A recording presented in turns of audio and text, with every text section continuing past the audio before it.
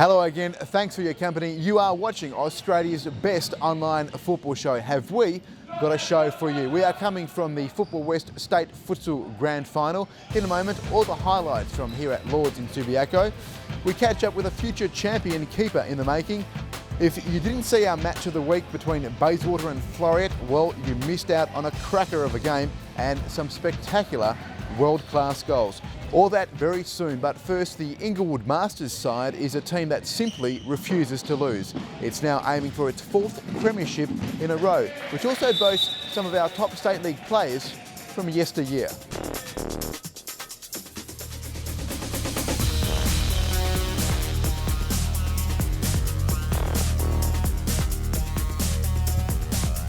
We've been together for 5 years. We've won a trophy every year. We've won the double once, and for the last 3 years we've won the league. So we're going for 4 in a row. What do you think's the key ingredient to success for the team the last 5 years? Although they're training behind me, we don't train a lot. Probably the class that's in the team, because we all have played at a decent level. And the team spirit, I suppose. Good bunch of lads together. I came here 3 years ago. We've won the league 3 times. And we've won the Masters Cup once, so it's been great. We've got a nucleus of good players. Obviously at our age we can't do a lot of running, so we have to be able to move the ball right, and we do that effectively. So we've got good players, and that helps. I've really enjoyed it. I've been here 4 years now, and when I first came down there was a lot of players that I played with and against in the State League for my 15 years that I played in that league. That winning feeling is always good, whether you're playing State League, Masters, and obviously the fun of just keeping fit, doing something you love. Just getting that feeling of the ball, the change room atmosphere, having a break from work. Family, must I dare say, as much as you love them, it's good to get a break from them as well. So, and the Masters brings you that, it gives you that opportunity to keep playing, you know, even into your mid-40s like I am now. So, you know, you can't ask more than that, I suppose. Mickey was saying that you run like a 20-year-old. What's the secret to your health and fitness? Because I haven't stopped, I think. If you stop, I think it's then hard to get going again, but I don't think I've ever stopped. So I do keep fit, like, you know, throughout the off-season as well. So being able to still play is just fantastic. And playing with these guys is just, that's a buzz now.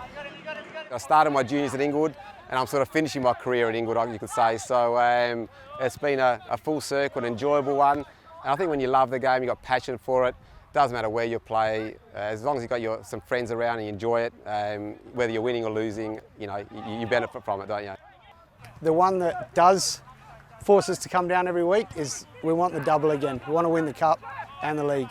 It's always good winning, and we don't lose too many games. We've got a good side, so a bit of banter, have a game, and then a few sherbets after. It's good fun.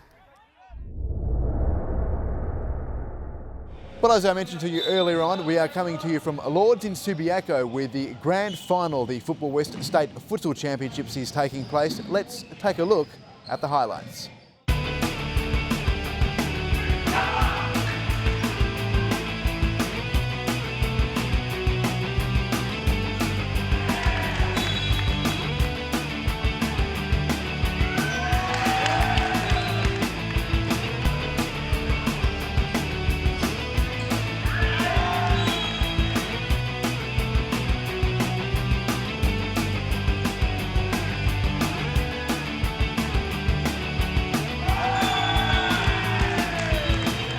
Well, it's certainly been an action-packed grand final in the Football West State Futsal Championship here at Lords in Subiaco.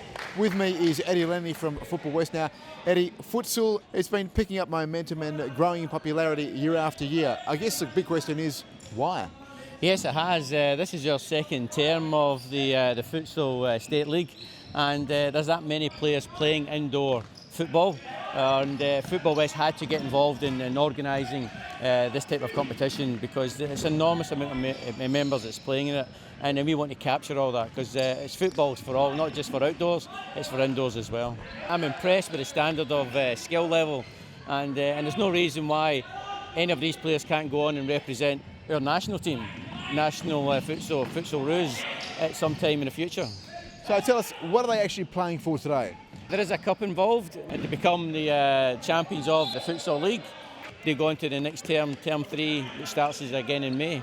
There is some prize money for the winners and the runners-up. We know that WA represented futsal in the national championships earlier this year. We made the semi-finals. Do you think it's out of our league to go on and win the title? No, I think it's very much within their grasp to do that. And in fact, a few of those players played in that competition that we sent over to the Nationals in January this year. And hopefully we'll send another team over for the next Nationals. And maybe we'll go one better and we'll get to the final and maybe win it.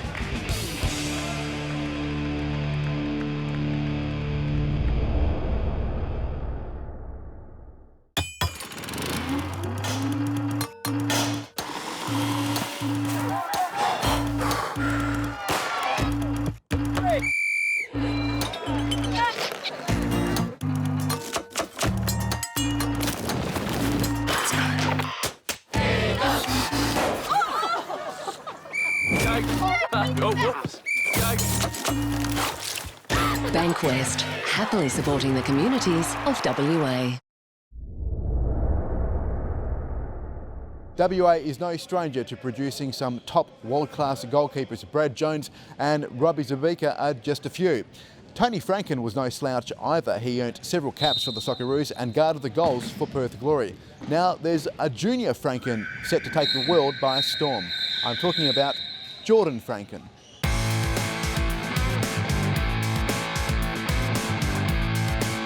It was almost born into me to be a goalkeeper. My grandfather, Frank Franken, was also a reputable goalkeeper around the WA. My father's Tony, he's a national goalkeeper coach. He also played for Perth Glory back in the early days and many other NSL clubs. And Socceroos, he was capped 14 times, I believe. 3 generations of goalkeepers in the family. My sister started it as well. My brother plays as well in the State League. Matt, he plays under 18s for Floreat, so you know, the game's in our blood. To have a Socceroo and the Perth Glory goalkeeper as your father, people compare me to it, but you want to prove yourself as a goalkeeper and as a player as well, while still having that support. He's the best coach in the country. To have that advice, to have that opinion and analysis on your game. Everyone's father's critical of them watching their games, but you can take a little bit more from my father at times. He really got me into football, going and watching him play. I still remember walking out onto the Wacker after they won the semi-final. I remember walking around, that was my first memory of football really. And so the love of my game really came from there. At the moment, I've been involved with the Perth Glory youth team. That was my first season. Also the first team keeper at the NTC. And then recently got called into an under-20s national team camp. It was a great experience to play with the best of the best for your age group.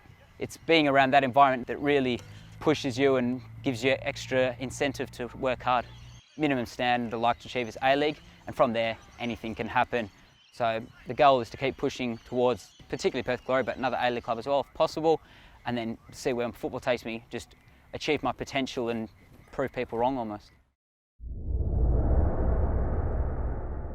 Well, last week, Perth coach Mauro Marchioni delivered a warning to Floreat coach Chris Barbas ahead of his team's clash against Bayswater City. Let's have a listen. Just bring the helmet. Wear an helmet, Chris. It's going to be very hard.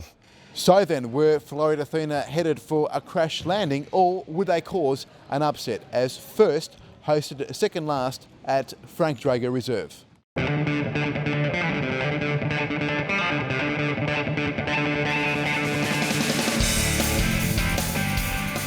Floreat Athena arrived at Frank Drager Reserve still searching for their first win. In stark contrast, their opponents and league leaders Bayswater City were aiming for their 6th straight victory.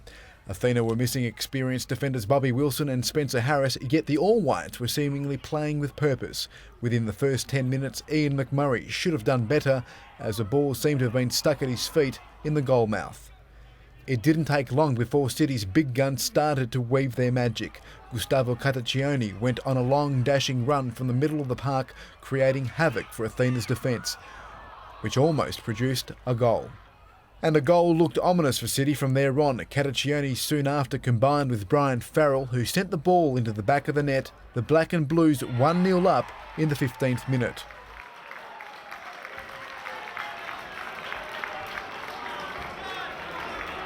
To their credit, Athena didn't capitulate. They earned a corner 2 minutes later, and as the ball came in, McMurray popped up and guided the ball away from the reach of Gianni Papalia into the back of the net. It was a game that moved quickly from end to end, both sides wrestling for dominance. The breakthrough came for Athena in the 27th minute. McMurray prodded the ball home, sending the visitors and their fans into a frenzy. 2-1 to Athena. City should have equalised near the stroke of half-time, but Brad Effie did well to preserve his team's lead.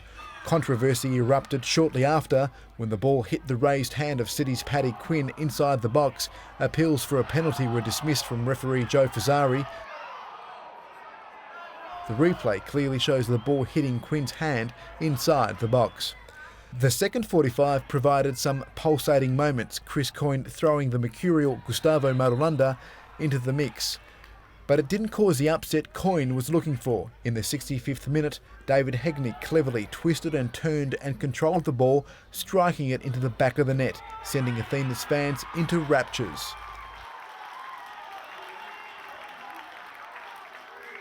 That should have been the game, but there was more carnage to come. City's Steve Burton was deemed to have been fouled in the box. Marulanda stepped up and converted the spot kick. Could Bayswater come back from the dead? The penalty proved to be a game changer. 10 minutes later, Gustavo Cataccioni sent the ball home with a spinning volley in what could well be a goal of the year. It's well worth looking at it again.